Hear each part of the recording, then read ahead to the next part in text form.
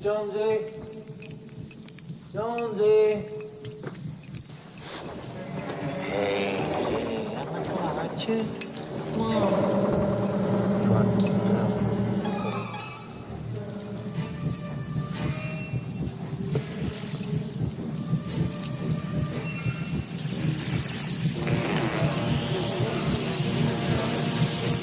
I'm Clark.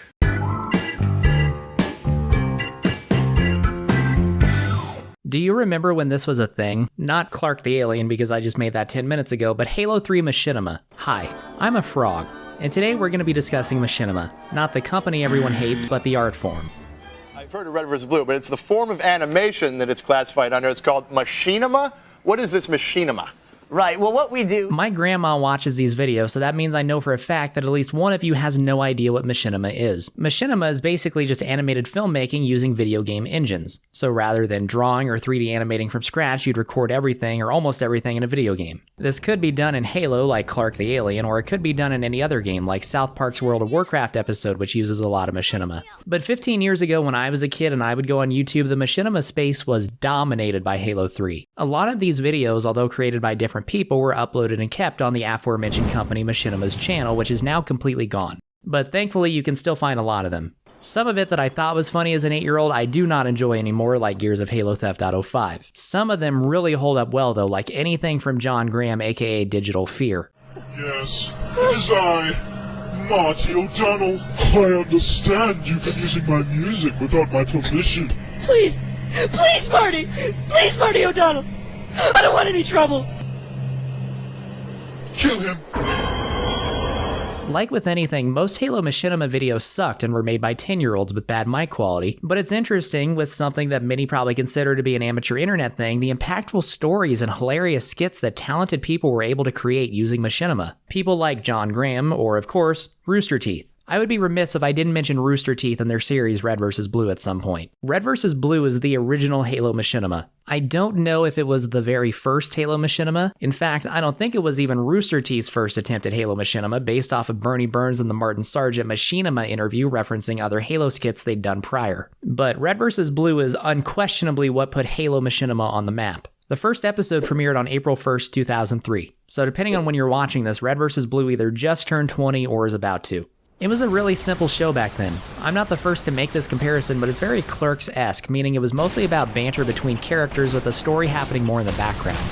It was a success right away, and although other popular Halo Machinima series would be started like Fireteam Charlie or This Spartan Life, Red vs. Blue was always the top dog. This is also where credit to Bungie and Microsoft should be given. The 2000s and early 2010s were a weird time for gaming content on the internet, because technically all gaming content violates the copyright of the game studios. And back then, some gaming studios were really dumb and didn't want free publicity. There was a time where it was well known that you don't do Let's Plays of Nintendo games because Nintendo would put copyright claims on all of them and have them taken down entirely. At any point, Red vs. Blue or any of the other ones could have been completely shut down, but Bungie actually did the opposite of shutting them down. They embraced Halo Machinima. Rooster Teeth is featured in the Halo 2 behind the scenes documentary and later on as well in Oh Brave New World, and they were given the blessing to sell Red vs. Blue merchandise and DVDs, even though, again, everything came from using Bungie's game. They got hired to make promo videos for stuff like the Halo 3 multiplayer beta. They also had a segment on the Halo 3 Legendary Edition DVD. And that's just Red vs. Blue. This Spartan Life got to interview Marty O'Donnell, and there are a few TSL profile pictures on the 360 that I have that I don't remember how I got. Bungie was seen as a game developer that really cared about its fans. Their interactions with Machinima producers is a big part of why. But back to Red vs. Blue, the main series started with Halo CE, then naturally moved on to Halo 2. During this time, there wasn't that much competition. Machinima may have been easier to produce than original animation, but there is still a lot that went into it back then. Not even just the production, but figuring out where to even host Machinima at.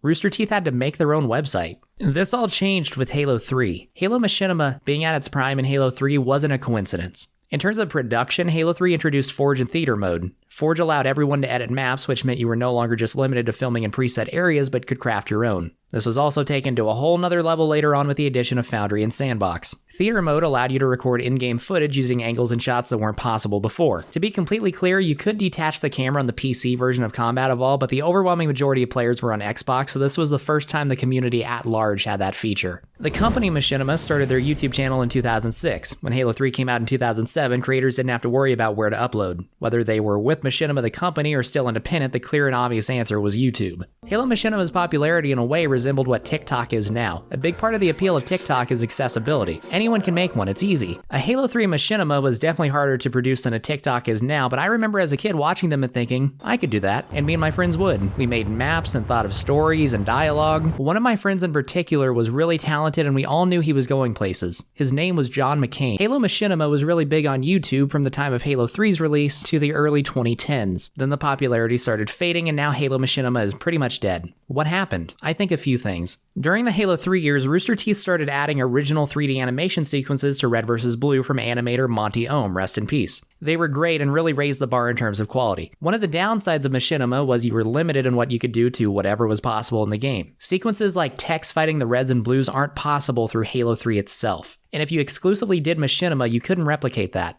As YouTube got more and more popular and average people started to turn YouTube into careers, really talented animators started to make channels and could produce at a much higher quality than possible through a game engine. The big dogs aren't really around anymore. Rooster Teeth as a whole has gone through a steady drop-off in quality since they were acquired by Fullscreen in 2014, which also affected Red vs. Blue, and newer seasons haven't been received particularly well and it's currently on hiatus. Machinima the company stopped hosting actual Machinima and moved towards other gaming content in the early 2010s before shutting down and deleting everything in 2019.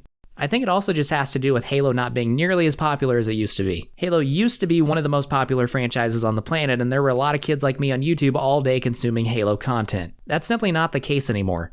But hey, I'm not trying to be a Debbie Downer. Do a YouTube search for Halo Machinima, you'll find a lot. Stuff that you're probably familiar with from years ago, new stuff that people are still putting out, or maybe some older stuff that you just never saw.